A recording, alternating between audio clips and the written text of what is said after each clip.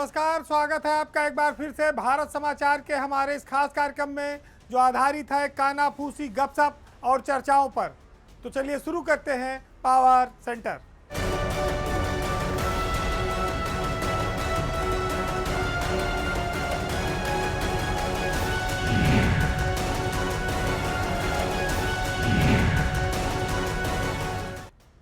कहते हैं कि जिसका बहुत इंतजार हो और जब वो चीज़ नहीं मिलती है तो फिर दिल को कहीं चैन नहीं मिलता है, कहीं ना कहीं दर्द छलक ही पड़ता है। बात उत्तर प्रदेश में मंत्रिमंडल विस्तार की है, जिसने एक साथ कई दिल तोड़ दिए हैं। चूंकि जगह सीमित थी तो कुछ ना कुछ तो टूटना ही था। वो अपने यहाँ गाना आया था कि एक दिल के टुकड़े हजार हुए, कोई यहाँ गिरा कोई वहाँ गिरा। वही हाल इन दिनों बीजेपी के उन विधायकों का है जो मंत्री नहीं बन पाए। हालत तो ये थी कि कुछ विधायकों के घरों में मिठाइयां तक बंट गई थी, समर्थकों ने उन्हें बधाई देना शुरू कर दिया था, लेकिन शपथ ग्रहण में उनका नाम नहीं आया। अब चूंकि अनुशासन की पार्टी है इसलिए खुलेआम विरोध नहीं कर सकते, तो कुछ लोगों ने सोशल मीडिया का सहारा लिया। उनका दर्द वहां पर छलक गया। बीजेपी के भीतर दो नाम ऐसे आए जिन्होंने खुलेआम ये बात कही कि मंत्री पद न मिलने का उनको काफ़ी तकलीफ है, और उम्मीद दिखाकर फिर हाथ खींच लेने का दर्द भी है। बृजभूषण शरण सिंह और आशा मौर्य, ये दो नाम ऐसे हैं जिनके एक अपने पुत्र को मंत्री पद चाहते थे और एक खुद मंत्री पद की दावेदार थी। बृजभूषण के पुत्र प्रतीक सिंह वो विधायक हैं और गोंडा से मंत्री पद के लिए वो दावेदार थे, लेकिन उनका नाम नहीं आया। जब बेटे का नाम नहीं आया तो फिर पिता ने लोगों को शायराना अंदाज में चेतावनी दी कि शोहरत की बुलंदी भी पल भर का तमाशा है, जिस साख पे बैठे हो टूट भी सकती है। यानी कि जिन लोगों ने उनकी राह में रोड़े अटकाए हैं उनके पद भी हमेशा सही सलामत नहीं रहेंगे, उनको भी एक दिन जमीन पर आना है। दूसरी ओर सीतापुर की विधायक हैं आशा मौर्य, उनके घर में मिठाइयाँ बंट गईं, लेकिन उनका पत्ता कट गया। आशा मौर्य ने अपना दर्द खुलेआम लिखा कि समर्पित और निष्ठावान कार्यकर्ताओं को तरजीह नहीं मिल पा रही है, बाहरी और दलबदलू नेताओं को प्राथमिकता मिली है। इससे मौर्य समाज निराश है। उनका नाम कटने से मंत्री पद में उन्हें काफ़ी पीड़ा पहुंची है। लेकिन यही दो नाम खाली नहीं थे। बीजेपी ने इस मंत्रिमंडल विस्तार में कईयों को निराश किया है। वो लोग खुलकर तो सामने नहीं आए, लेकिन उनके समर्थक इस बात पर बोलते हैं। अशोक कटारिया, श्रीकांत शर्मा, सिद्धार्थ नाथ सिंह, ये तीन नाम ऐसे हैं जो पहले मंत्री रहे और इन पर लगभग नाम पक्का था कि इनको मंत्री बनाया जाएगा, लेकिन अब पूरा 5 साल उनका चला गया। अब आइए आप पंकज सिंह, जो राजनाथ सिंह के बेटे हैं, केंद्रीय रक्षा मंत्री के, वो भी इस मंत्रिमंडल में मंत्री बनाने के दावेदार थे, लेकिन उन्हें भी निराशा हाथ लगी। दूसरा नाम है उत्तर प्रदेश में लखनऊ में सरोजनी नगर से विधायक हैं राजेश्वर सिंह। राजेश्वर सिंह को भी इस बार मंत्रिमंडल में उनका नाम जोर शोर से चल रहा था कि उनको मंत्री बनाया जाएगा। अच्छे कामों के बावजूद लोगों को उनकी जात के नाते वो रोड़ा बन गई मंत्री बनने में। क्षत्रिय समाज के ये दो विधायक तो सिर्फ अपनी जात के नाते कट गए, नहीं तो ये मंत्री बन सकते थे अगर ये ठाकुर ना होते तो। क्योंकि जैसे ही ये मंत्री बनते तैसे ही योगी सरकार पर ठाकुरवाद करने का आरोप लग जाता। वैसे ठाकुरवाद के आरोपों ने कितनों की पतंग की डोर काटी है, इसकी कोई गिनती नहीं है। ये तो बड़े नाम हैं राजनाथ सिंह के बेटे के और राजेश्वर सिंह। राजेश्वर सिंह तो ईडी की नौकरी अपनी छोड़ कर आए थे, लेकिन जब बड़े बड़े दिग्गजों को नजरअंदाज कर दिया गया तो फिर यहाँ तो जातीय लेबल ऐसा लगा था कि कोई संभावना ही नहीं थी। अगर अपनों मूल लोगों को भी लगातार किनारे लगाते चलोगे तो फिर किस मन से, किस मनोबल से उनसे काम लोगे। तो अब तो गुंजाइश बची नहीं है, लेकिन ये जरूर है कि इन लोगों के कद के हिसाब से इनका सम्मान किया जाना चाहिए। अब खबर बहुत महत्वपूर्ण है, क्योंकि जब सरकारी तंत्र के लोग धोखेबाजी और भ्रष्टाचार पर आमादा हो जाएं तो फिर वो बातें जनता के और सरकार के सामने आनी चाहिए। उत्तर प्रदेश में किसानों के साथ एक बार फिर बहुत बड़ा धोखा हुआ है। ये धोखा तंत्र और अफसरों ने मिलकर किया है। उत्तर प्रदेश में किसानों को नकली ढांचा का बीज बांटा गया है, जिससे सरकार को करोड़ों रुपए का चूना लगा है, और वो कंपनी है HIL, हिंदुस्तान इंसेक्टिसाइड लिमिटेड। ढांचा बीज नकली बांटा गया उत्तर प्रदेश में किसानों को। ये जो लूट हुई है ये खुलेआम हुई है, और इसके जिम्मेदार है HIL नामक कंपनी, जिस पर मंत्री सूर्य प्रताप शाही और प्रमुख सचिव रविंद्र कुमार दोनों की मेहरबानी है।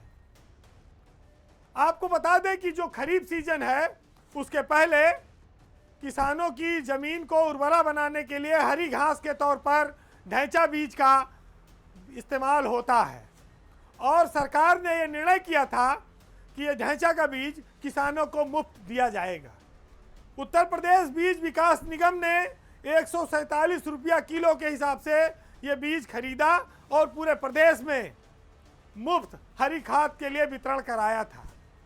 लेकिन जिस हिंदुस्तान इंसेक्टिसाइड लिमिटेड यानी HIL कंपनी से ये ढैंचा बीज खरीदा 40,000 कुंतल 70 करोड़ रुपए का, वो बीज नकली और फर्जी निकला है। जब ये बीज जिलों में गया किसानों के पास तो किसानों के खेतों में इसका कोई जमाव ही नहीं हुआ है।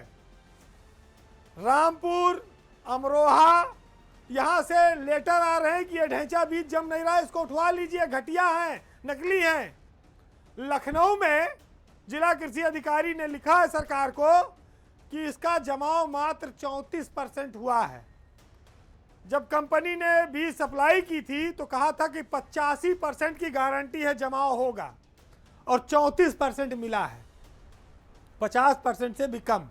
तो इसका मतलब ढैंचा बीज घटिया था, नकली था और सर्टिफाइड नहीं था, TL था। ऐसे में किसानों को लूटने की, क्योंकि जो पैसा गया वो सरकार का पैसा है। ये रामपुर, अमरोहा, लखनऊ, ये 3 नाम तो आपके सामने बानगी हैं। पूरे उत्तर प्रदेश में ढैंचा के घटिया बीज सप्लाई किए गए हैं, जिनका जमाव नहीं हो रहा है। प्रदेश से इनको वापस लेने की डिमांड आ रही है। बीज विकास निगम के MD TM त्रिपाठी, प्रमुख सचिव रविंद्र और मंत्री सूर्य प्रताप शाही, वो तीनों इसके लिए जिम्मेदार हैं। एक तरफ सरकार कहती है कि किसानों की बड़ी शुभचिंतक है, उनका दुख दर्द जानती है, उनको आय को बढ़ाना चाहती है। दूसरी तरफ उनको नकली और घटिया बीज सप्लाई कराई जाती है, जिसमें मोटा कमीशन खाया जाता है, करोड़ों रुपए का कमीशन खाया जाता है। जिस कंपनी ने यह घटिया बीज सप्लाई दी है उसको ब्लैकलिस्ट करने की मांग उठ रही है HIL कंपनी को, लेकिन ये लोग इस मांग पर पर्दा डालने की कोशिश कर रहे हैं। काले कारनामे HIL कंपनी के खाली यही ढैंचा बीज तक नहीं है, मूंगफली के बीज में भी उसने गड़बड़ी की, मूंग के बीज में भी उसने गड़बड़ी की। लेकिन अब वही है कि जब ऊपर से गंगा बहती है तो नीचे वाला कौन बोले। किसानों के नाम पर कंपनी ने, अधिकारियों ने करोड़ों रुपया हजम कर लिया है। लेकिन समस्या इस बात की है कि ये मुद्दे उठते हैं, कार्रवाई नहीं होती है। आखिर किस किसान का भला करना चाहती है सरकार ऐसे अफसरों को बचाकर? जब भ्रष्टाचार का खुलासा हो गया, कंपनी पकड़ गई, नकली ढैंचा बीज है, तो ब्लैकलिस्ट क्यों नहीं किया, FIR क्यों नहीं कराई जाती, इन अफसरों पर कार्रवाई क्यों नहीं होती? तो ये क्या दावे झूठे हैं कि सरकार जब किसानों की बात आती है तो उन्हें अन्नदाता बताती है, अन्नदाता के साथ इतना बड़ा धोखा हो रहा है और धोखा देने वाले लोग माल गरम करके, जेब गरम करके, नोटों की गड्डियां लेकर बच के निकल जा रहे हैं, तो ऐसी चिंता, ऐसी कार्रवाई, ऐसा पारदर्शी सिस्टम किस काम का है? अब फिर एक राजनीतिक खबर पर लौट कर आते हैं। पिछले दिनों जो मंत्रिमंडल का विस्तार हुआ तो उसमें कुछ महत्वपूर्ण बातें हैं जो आपके सामने लानी है। समाजवादी पार्टी से 7 विधायकों ने राज्यसभा के चुनाव में बगावत कर दी थी। उसमें से एक लोक मंत्री बनाए गए हैं मनोज पांडे। उस समय जब ये पाला बदल हुआ था तब ये आरोप लगा था कि इन लोगों को कैश, सिक्योरिटी और मंत्री पद का लालच दिया गया है। एमएलए का टिकट का भी वादा हुआ है। हालांकि कैश वाली बात बाद में झूठी साबित हुई। 7 विधायकों ने इसको मना किया। हाँ, उन्हें सुरक्षा मिली और भविष्य के लिए सम्मान देने का वादा किया गया और कहा गया कि इंतजार करिए, वक्त आएगा तो सम्मान दिया जाएगा। लेकिन अब जब आखिरी मंत्रिमंडल का विस्तार हो गया, नौबत अब कहीं इधर उधर से घुसने की नहीं बची, 60 के 60 मंत्री हो गए, तो पूरा श्रेय अकेले रायबरेली के मनोज पांडे ले उड़े। बाकी 6 विधायक हाथ मल रहे हैं। 6 में थे 2 तो ऐसे थे कि जिनको मंत्री बनने की उम्मीद थी, खास तौर से पूजा पाल हो और दूसरे राकेश सिंह हो। पूजा पाल को तो रोज समाजवादी पार्टी के खिलाफ बयान भी देना पड़ रहा था इधर, और यह था कि उनका नाम सुर्खियों में है और वो मंत्री बन जाएंगी, लेकिन आखिरी वक्त पर शपथ नहीं ले पाई, उनका नाम गायब हो गया। शपथ हुई तो सिर्फ मनोज पांडे की। अब मनोज पांडे एक खब्बू बल्लेबाज के तौर पर चर्चित हैं। वो जिस रास्ते से आते हैं वो किसी को पीछे का रास्ता नहीं बताते हैं। पूजा पाल का भविष्य अब सिर्फ विधायकी के टिकट पर टिका है और मनोज पांडे का भविष्य चमकदार है। देखा जाए तो समाजवादी पार्टी छोड़कर बीजेपी का साथ देने वाले बाकी 6 विधायकों को अभी ज्यादा कुछ हासिल नहीं हो पाया है, जबकि वो अपनी पुरानी पार्टी पर दनादन बयान देते हैं और अखिलेश यादव को कोसते हैं, काफी मुखर रहते हैं उनके खिलाफ। लेकिन उसके बदले में अभी उन्हें खाली बस भाजपा का झंडा लगाने का अवसर मिला है। राकेश पांडे, अभय सिंह, विनोद चतुर्वेदी, आशुतोष मौर्य, अब इन सबकी कोई उम्मीद नहीं बची है। मनोज पांडे बागियों की रेस में सबसे आगे निकले ही नहीं, उन्होंने अपने जिले में जो 36 का जिनसे आंकड़ा है उनका, दिनेश सिंह, अब उनके लिए भी उन्होंने चुनौती दे दी है। दिनेश सिंह और मनोज पांडे अब एक मैदान में 2 तलवार। हालांकि ये तलवारें पहले ही टकराती रही हैं, लेकिन अब तो दोनों के पास प्रोटोकॉल आ गया है, 2 मंत्री हो गए हैं। अब तो एक सीधी रेखा खींच जानी तय है। उस पर रायबरेली में एक तीसरा पावर सेंटर भी है, वो है अदिति सिंह, जिन पर मुख्यमंत्री की कृपा काफ़ी रहती है। तो अब तो दिनेश सिंह को एक नहीं 2-3 लोगों से निपटना पड़ेगा। मनोज पांडे देखिए इस मामले में होशियार हैं कि उन्होंने अदिति सिंह के साथ अच्छा अपना तालमेल बना रखा है। दिनेश सिंह इस मामले में अलग थलग है। विडंबना यह है कि दोनों दिल्ली की इच्छा पर मंत्री बने हैं, वहां की सेटिंग पर और जुगाड़ पर, लेकिन अब यही है कि एक को बड़ा कद हासिल हो गया, थोड़ी देर बाद ही सही। तो सपा के बाकी विधायकों को मंत्री पद न मिलने पर उनकी ही पार्टी, जो पुरानी पार्टी थी, वो भी काफ़ी मजे ले रही है। कह रही है कि न घर के हुए न घाट के हुए, गए तो थे लेकिन हासिल कुछ नहीं हुआ, आगे टिकट भी मिलेगा कि नहीं इसकी कोई गुंजाइश नहीं है। राजनीति और सियासत ये दोनों बड़ी अनिश्चितताओं का खेल है। कब किसका सितारा गर्दिश में चला जाए, कब किसका चमक जाए, ये सब हाईकमान की इच्छा पर निर्भर करता है, वो किसे क्या देता है। तो वक्त वक्त की बात है। फिलहाल ये कहा जा सकता है कि इस मंत्रिमंडल विस्तार में सबसे बड़ा झटका पूजा पाल और राकेश सिंह को लगा है, जो गर्दन कटाने के बाद भी अपनी वफादारी शायद अभी साबित नहीं कर पाए हैं। अब एक नज़र उस खबर पर जो उत्तर प्रदेश में सबसे ज़्यादा चर्चा का विषय है। पूर्व मुख्यमंत्री मुलायम सिंह यादव के पुत्र प्रतीक यादव की अचानक निधन, मौत ने सभी को स्तब्ध कर दिया है। राजनीति और मीडिया जगत दोनों के लिए यह एक बहुत चौंकाने वाली घटना है। आज हम आपको इस घटनाक्रम से एक संयोग से रूबरू कराएंगे। आमतौर पर विवाद और सुर्खियों से प्रतीक यादव बहुत दूर रहते थे, लेकिन पिछले कुछ समय से वो अपने शादी और अपने स्वास्थ्य को लेकर चर्चा में आए थे। प्रतीक की मौत ने एक बार फिर से मुलायम सिंह यादव के साथ ही नारायण दत्त तिवारी, जो पूर्व मुख्यमंत्री थे उत्तर प्रदेश की, उनकी भी याद दिलाई है।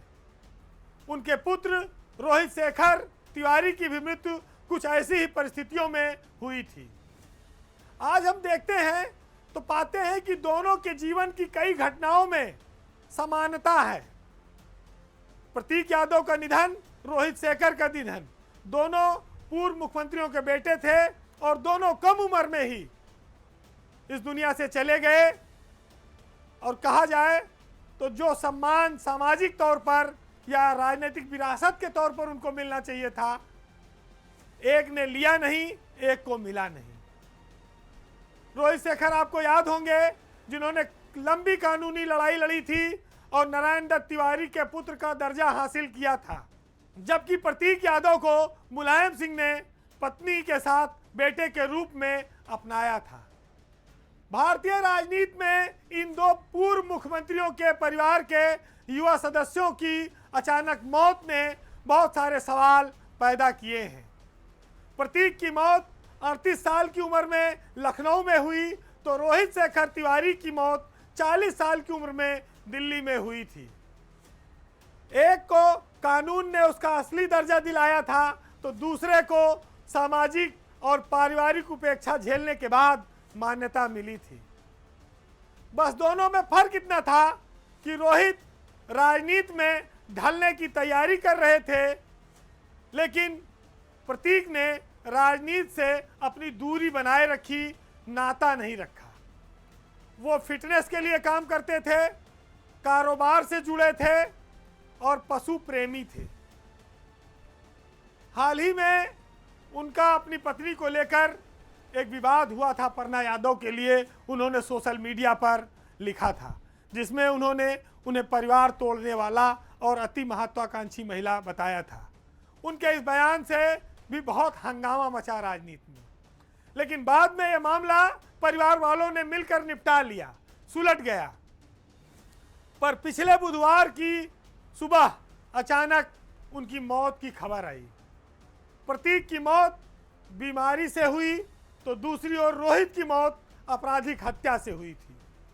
दोनों की उम्र लगभग समान है। दोनों के वैवाहिक जीवन में तनाव की खबरें रही हैं।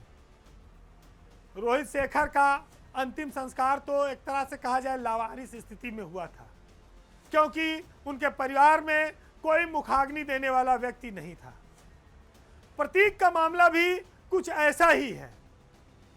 उत्तर प्रदेश की राजनीति में सैफई परिवार सबसे बड़ा परिवार है, लेकिन प्रतीक इस पूरे परिवार से अलग हो गए थे।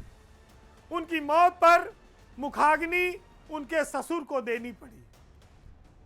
यानी कि सनातन और हिंदू परंपरा में जिस बात को अमूमन इस्तेमाल में नहीं लाया जाता, मान्यता नहीं है, उसके विपरीत जाकर एक ससुर को अपने दामाद की चिता को आग लगाना पड़ा। वैसे सनातन धर्म में यह कहता है कि दामाद अपने ससुर को मुखाग्नि दे सकता है, अंतिम संस्कार कर सकता है, लेकिन ससुर दामाद की चिता को आग नहीं लगा सकता। मान्यताओं में बेटी बेटे, भाई, पुत्र, पिता, इन सबको अधिकार है, लेकिन ससुर को नहीं है। लेकिन प्रतीक यादव के मामले में ऐसा ही हुआ है। प्रतीक का अंतिम संस्कार इन मान्यताओं और परंपराओं के परे जाकर करना पड़ा है। कोई कहे या ना कहे, लेकिन यह बेहद दुर्भाग्यपूर्ण और कष्टकारी है। अखिलेश यादव बड़ा दिल दिखाकर पोस्टमार्टम हाउस से लेकर घर तक रहे। शिवपाल यादव पूरा परिवार इस संकट की घड़ी में वहां साथ रहा। कोई भी व्यक्ति मुखाग्नि दे सकता था, तैयार भी थे। शिवपाल के पुत्र भी थे, धर्मेंद्र यादव भी थे। लेकिन शायद अपर्णा के परिवार में अंदर में जो बातें हुई हों, अपर्णा यादव ने जिन कारणों से पार्टी छोड़ी थी, उन दूरियों को भुलाकर भी सैफई परिवार उनके साथ इस संकट की घड़ी में खड़ा रहा।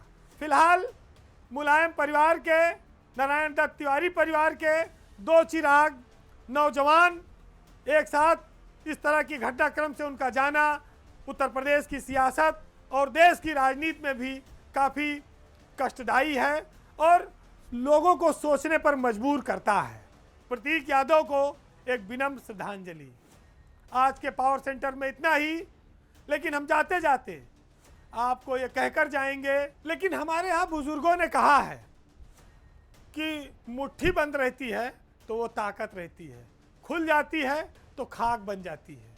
यानी कि अगर परिवार एक है तो वही आपकी ताकत है, और बिखर गया तो फिर कोई आपके साथ खड़ा नहीं होगा। भारतीय समाज में पारिवारिक संस्था का इसीलिए बड़ा महत्व माना गया है, और छोटी मोटी सुविधाओं के लिए, स्वार्थ के लिए कुनबे से अलग जाकर, अलग राय बनाकर, बाहर के लोगों के साथ मिलकर काम करने से मना किया गया है। ये समझ जिसको जब आ जाए तभी ये कहते हैं कि ईश्वर ने उसे सद्बुद्धि दी। फिलहाल